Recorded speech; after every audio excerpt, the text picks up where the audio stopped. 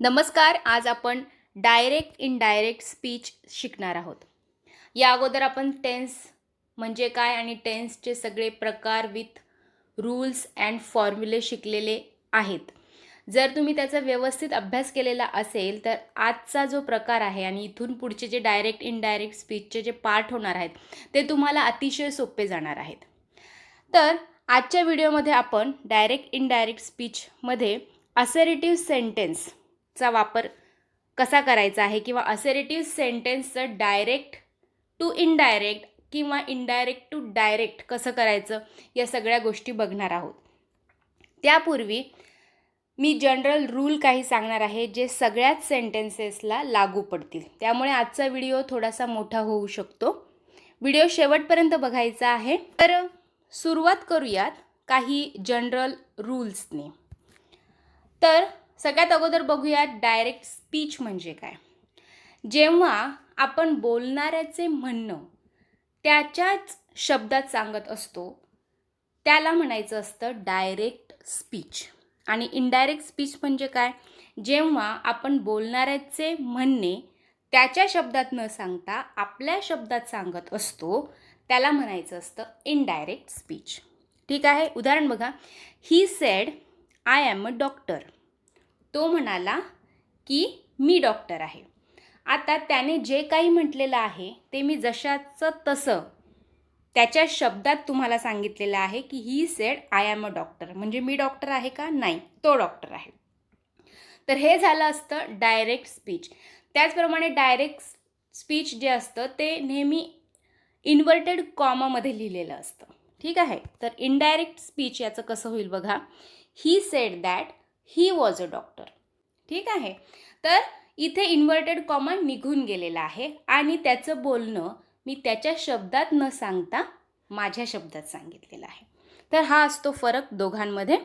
आता बघा, इथे 4 गोष्टी तुम्हाला लक्षात ठेवायच्या आहेत कारण त्या शब्दांचा प्रयोग मी वारंवार करणार आहे. इथे ही सेड जे आहे, जे इन्व्हर्टेड कॉमाच्या बाहेर आहे त्याला म्हणायचं असतं रिपोर्टिंग स्पीच. तर इन्व्हर्टेड कॉमामध्ये जे काही बोलणं असतं त्याला म्हणायचं असतं रिपोर्टेड स्पीच. रिपोर्टिंग स्पीच वेगळं आणि रिपोर्टेड स्पीच वेगळं. त्याच पद्धतीने सेड हे जे काही आहे, सेडला तुम्हाला म्हणायचं आहे रिपोर्टिंग वर्ब. ठीक आहे. सेडला काय म्हणायचं आहे? Reporting verb. तर रिपोर्टेड स्पीचमध्ये जो वर्ब येणार आहे, जसं की इथे ॲम आलेला आहे, त्याला म्हणायचं आहे वर्ब ऑफ रिपोर्टेड स्पीच. ठीक आहे. Reporting speech he said. I am a doctor हे आहे रिपोर्टेड स्पीच. सेड हे आहे रिपोर्टिंग वर्ब. तर ॲम आहे verb of reported speech. Direct इनडायरेक्टमध्ये या 4 मध्येच काही ना काही बदल होत असतो. ठीक आहे. आता अजून काही रूल्स बघूयात. आता इथे बदल कसा होतो ते मी सांगणार आहे. राज सेड आय एम रेडी. आता इथे जेव्हा आपण याचं इनडायरेक्ट स्पीच करत असतो त्यावेळेस तुम्हाला इथे लक्षात असं ठेवायचं आहे की रिपोर्टेड स्पीचमध्ये जो काही पर्सन आलेला असेल, जसं की इथे फर्स्ट पर्सन आलेला आहे आय आणि वी हे काय आहेत? First person. तर इथे आय आलेला आहे. तर आयमध्ये बदल होणार आहे कोणानुसार? सब्जेक्टनुसार. ठीक आहे. आयमध्ये बदल होणार आहे सब्जेक्टनुसार. जसं की इथे सब्जेक्ट आहे राज, जो की आहे मुलगा. ठीक आहे. तर याचं इनडायरेक्ट स्पीच कसं होईल? Raj said that he was ready. म्हणजे आय कशामध्ये बदललेला आहे? ही मध्ये बदललेला आहे. आता ते दॅट कसं आलं, वॉज कसं आलं हे मी परत सांगणारच आहे पुढे. इथे फक्त एवढं लक्षात ठेवायचं आहे की पर्सन कसे बदलतात. जर फर्स्ट पर्सन असेल आय वी प्रमाणे तर ते वाक्यातील सब्जेक्टनुसार बदलणार आहेत. ठीक आहे. Second rule. He said to me you are so fast. आता इथे सेकंड पर्सन आलेला आहे यू. जर वाक्यामध्ये सेकंड पर्सन आलेला असेल यू सारखा, तर तो बदलणार आहे वाक्यातील ऑब्जेक्टनुसार, सब्जेक्टनुसार नाही. ठीक आहे. तर इनडायरेक्ट स्पीच याचं कसं होईल? He told me that I was so fast. मीचं कन्वर्ट होणार आहे आयमध्ये. ठीक आहे. वरती जर राजच्या ऐवजी जर एखाद्या मुलीचं नाव असलं असतं तर तिथे हीच्या ऐवजी शी झालं असतं. ठीक आहे. आणि तिसरा रूल आहे you say he will come. आता इथे पर्सन कितवा आलेला आहे? पर्सन आलेला आहे थर्ड. ही, शी, इट, दे यापैकी जर पर्सन आलेले असतील तर त्यांच्यामध्ये काहीच बदल होणार नाही आहे, नो चेंज. तर हे 3 रूल तुम्हाला लक्षात ठेवायचे आहेत. You say that he will come म्हणजे काय? नो चेंज, जशाला तसं, जर थर्ड पर्सन आला तर. आता हे 3 रूल लक्षात ठेवण्यासाठी एक टेबल बनवलेला आहे इथे मी, तो देखील तुम्ही लक्षात ठेवू शकता. जसं की इथे फर्स्ट, सेकंड आणि थर्ड हे काय आहेत? हे आहेत पर्सन. फर्स्ट पर्सन चेंज होणार आहे सब्जेक्टनुसार, सेकंड पर्सन चेंज होणार आहे ऑब्जेक्टनुसार आणि थर्ड पर्सनमध्ये काहीही बदल होणार नाही आहे. थर्ड पर्सन जशाला तसा इनडायरेक्ट स्पीचमध्ये येणार आहे. आता अजून काही रूल्स बघूयात. जसं की से जर डायरेक्ट स्पीचमध्ये आलं असेल रिपोर्टिंग वर्ब तर त्याचं इनडायरेक्टमध्ये सेच राहणार आहे. सेजचं सेज होणार आहे. से टूचं टेल होणार आहे. सेज टूचं टेल्स होणार आहे. सेड टूचं टोल्ड, तर सेडचं सेडच राहणार आहे. आता रिपोर्टिंग वर्ब म्हणजे हे जे आपण बघितले से, सेज, से टू, हे रिपोर्टिंग वर्ब जर प्रेझेंट किंवा फ्युचर टेन्समध्ये असेल. आता प्रेझेंट टेन्समध्ये कोणते होते इथे? से, सेज, से टू आणि सेज टू हे काय होते? प्रेझेंट टेन्समध्ये होते. आधी जर विल लागलं तर काय होणार आहे? ते फ्युचर टेन्सचे रिपोर्टिंग वर्ब होणार आहे. जर रिपोर्टिंग वर्ब प्रेझेंट किंवा फ्युचर टेन्समध्ये असेल तर इनडायरेक्ट करताना रिपोर्टेड स्पीचमध्ये काहीच बदल होणार नाही.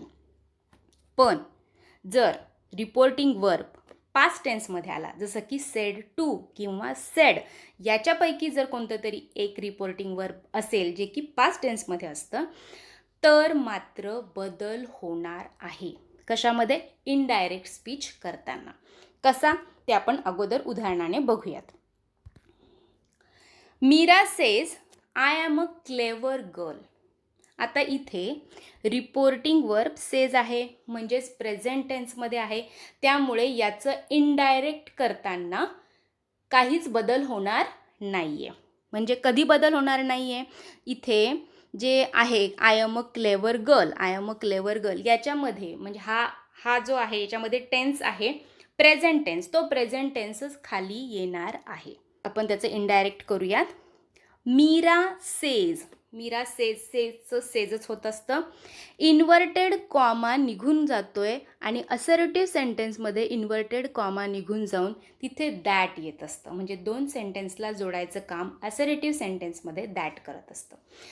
आता रूल सांगितलाच होता की आय जर असेल म्हणजे फर्स्ट पर्सन जर असेल तर तो सब्जेक्टनुसार बदलणार आहे. इथे मीरा मुलगी आहे म्हणून तिथे शी आलेला आहे. ठीक आहे. शी इज अ क्लेवर गर्ल. आता शी नंतर ॲम तर येणार नाही, इजच येणार. आपण रूल बघितलेले आहे टेन्समध्ये. त्यामुळे इथे प्रेझेंट टेन्समध्ये रिपोर्टिंग वर्ब असल्यामुळे याच्यामध्ये काही काळामध्ये बदल झालेला नाही आहे. जो काळ वरती होता तोच काळ खाली आलेला आहे. ठीक आहे. अजून एक एक्झाम्पल घेऊया. He says to me you are wrong. आता याचं इनडायरेक्ट कसं होईल? इथे देखील सेज टू आलेला आहे, प्रेझेंट टेन्स आहे रिपोर्टिंग वर्बचा, म्हणून सेज टूचं फक्त टेल्स होणार आहे. रूलमध्ये सांगितल्याप्रमाणे टेल्स होणार आहे सेज टूचं. दॅट येणार आहे इन्व्हर्टेड कॉमाच्या ठिकाणी आणि यू सेकंड पर्सन होता जो की आपला ऑब्जेक्टनुसार बदलणार आहे. मी आहे ऑब्जेक्ट, त्याचं आय होईल आणि I am a wrong. You are a रॉंगचं काय होईल? I am a wrong. ठीक आहे. इथे काळ बदललेला नाही आहे, काळ जो आहे तोच राहणार आहे, कारण आपले रिपोर्टिंग वर्ब जे आहेत ते कशामध्ये आहे? प्रेझेंट टेन्समध्ये. एक फ्युचर टेन्सचं उदाहरण घेऊयात.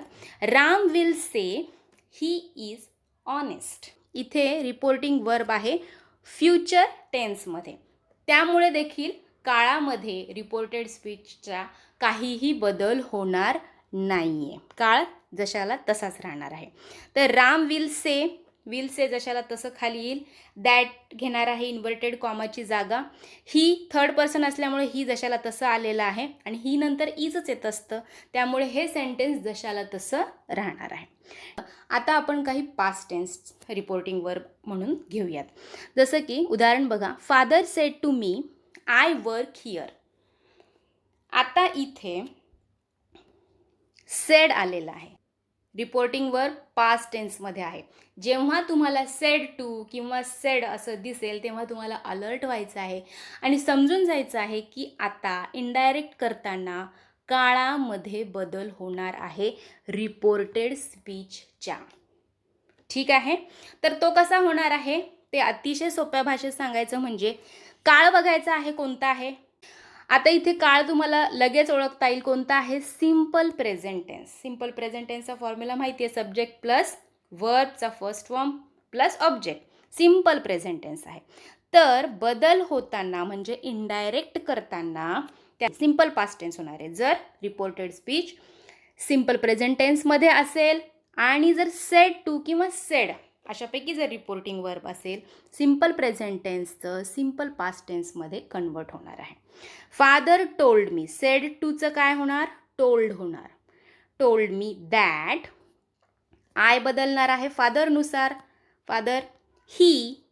आणि वर्क इथे आता सिम्पल पास्ट टेन्सचा रूल आपल्याला माहिती आहे, सब्जेक्ट प्लस वर्बचं सेकंड फॉर्म आणि मग ऑब्जेक्ट. तर ही वर्कड हिअर. ठीक आहे. तर तुम्ही हे लक्षात ठेवा काही रूल्स.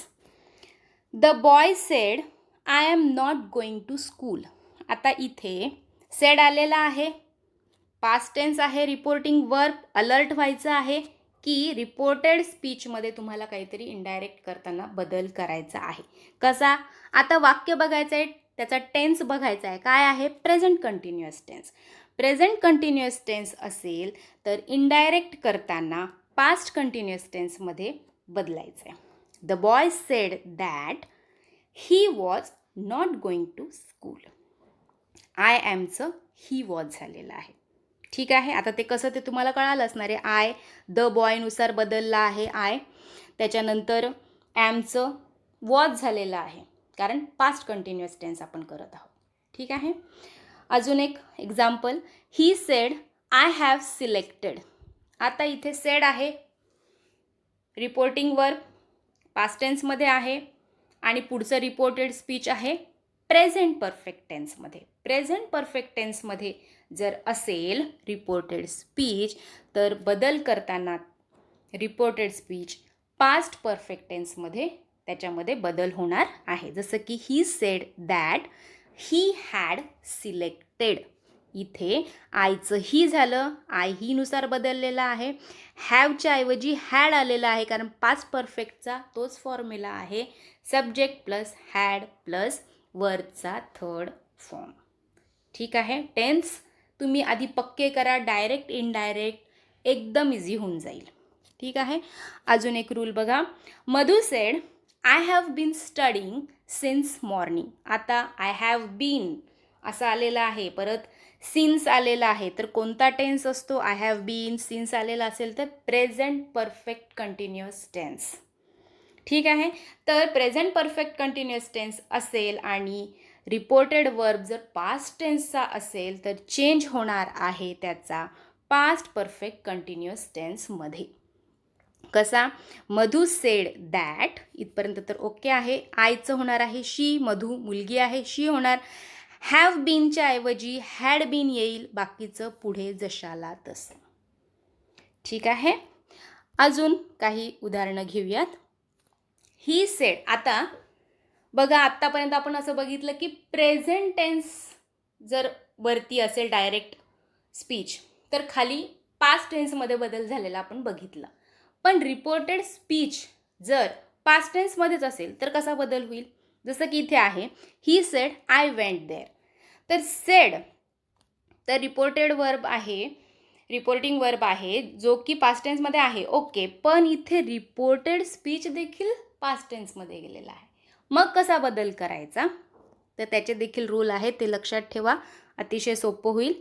ही सेड दॅट, इथपर्यंत ओके आहे. आयचं ही झालेलं आहे. ही हॅड गॉन देअर, म्हणजे कशात आपण बदल केला, सिम्पल पास्ट टेन्स जर रिपोर्टेड स्पीच असेल तर पास्ट परफेक्ट टेन्समध्ये तुम्हाला बदल करायचा आहे. ठीक आहे. He had gone there, subject plus had plus वर्बचा third form. Okay. Next example, Pooja said I was listening a music. I was listening a music, was आलेला आहे आणि वर्बला आय एन जी लागलेला आहे, म्हणजे काय आहे, पास्ट कंटिन्युअस टेन्स आहे रिपोर्टेड स्पीच. तर बदल होताना पास्ट कंटिन्युअसचं पास्ट परफेक्ट कंटिन्युअसमध्ये बदल होणार आहे. Pooja said that she had been listening a music. ठीक आहे. अजून एक उदाहरण, Sita said to Gita I had finished my reading. आता I had finished my reading वाक्य कशात आहे, पास्ट परफेक्ट टेन्समध्ये.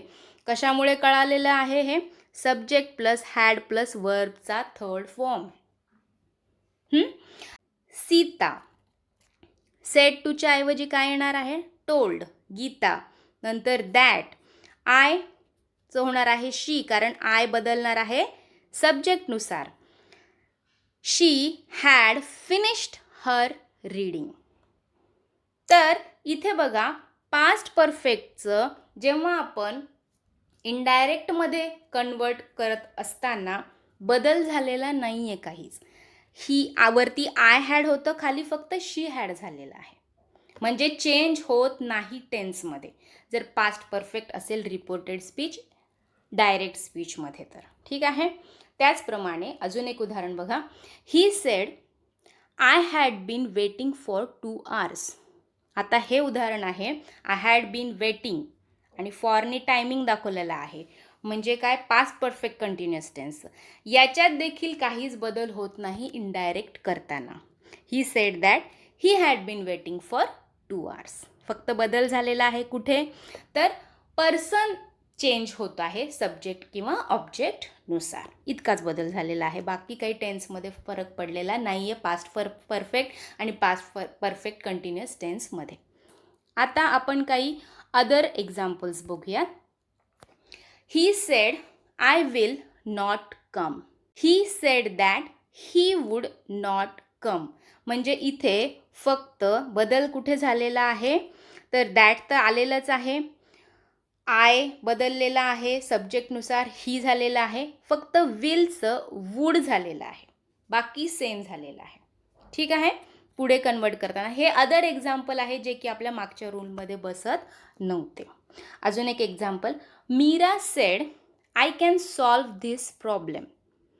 तर याचं इनडायरेक्ट करताना काय होईल, मीरा सेड दॅट शी कुड सॉल्व धिस प्रॉब्लेम, म्हणजे इथे बदल काय झालेला आहे, विलचं वूड झालं, कॅनचं कुड झालं, मेचं माईट होईल. ठीक आहे. आणि जर वरती डायरेक्ट स्पीचमध्येच समजा वूड आलं, कुड आलं, माईट आलं, यूज टू आलं, तर काय होईल, खाली खाली काहीच बदल होणार नाही इनडायरेक्टमध्ये, नो. तर हे झाले काही अदर एक्झाम्पल्स. आता आपण सम एक्सेप्शन्स बघूयात. काही अपवाद, आपल्या ह्या सगळ्या रूल्सला अपवाद असलेले काही उदाहरणं घेऊयात. कधी अपवाद असणार आहे, जर रिपोर्टेड स्पीच एखादं युनिव्हर्सल ट्रूथ असेल, नॅचरल लॉ असेल, हॅबिच्युअल फॅक्ट असेल, प्रोवर्ब्स असतील म्हणजेच म्हणी असतील, किंवा इमॅजिनरी कंडिशन्स असतील, तर तुम्हाला इनडायरेक्ट करताना काहीच बदल करायचा नाही आहे. मग रिपोर्टेड स्पीच प्रेझेंटमध्ये असो, फ्युचरमध्ये असो किंवा पास्टमध्ये देखील असो, नो चेंज. ठीक आहे. उदाहरण बघा, the teacher said water boils at 100 degrees centigrade. आता इथे रिपोर्टिंग वर्ब काय आहे, सेड आहे. सेड आलं, पास्ट टेन्स आलं आहे, मी तुम्हाला म्हटलं होतं पास्ट टेन्स आलं की अलर्ट व्हायचं आहे, कारण इनडायरेक्ट करताना रिपोर्टेड स्पीचमध्ये काही ना काही बदल होईल. पण ते इथे लागू पडणार नाही, कारण रिपोर्टेड स्पीच काय आहे? Water boils at 100 degree centigrade. आणि हा एक लॉ आहे, शास्त्रीय नियम आहे. त्याच्यामुळे तो तिथे बदलणार नाही, त्याच्या टेन्समध्ये बदल होणार नाही. कसं होईल indirect speech? The teacher said that water boils at 100 degree centigrade. बस जशाला तसं, फक्त दॅट टाकलेलं आहे मध्ये. अजून एक example. He said earth revolves round the sun. आता सेड आलेला आहे म्हणजे पास्ट टेन्समध्ये आहे रिपोर्टिंगवर, पण पुढे काय आहे? सिंपल प्रेझेंट टेन्समध्येच असतात असे युनिव्हर्सल ट्रूथ किंवा नॅचरल लॉ, पण तरी देखील त्याच्यामध्ये काहीच बदल होणार नाही आहे, कारण अर्थ रिव्हॉल्व्स राऊंड द सन हे युनिव्हर्सल ट्रूथ आहे. त्याच्यामध्ये काहीच बदल होणार नाही इनडायरेक्ट करताना. इनडायरेक्ट स्पीच कसं होईल? He said that earth revolves round the sun. ठीक आहे. अजून एक example. She said slow and steady wins the race.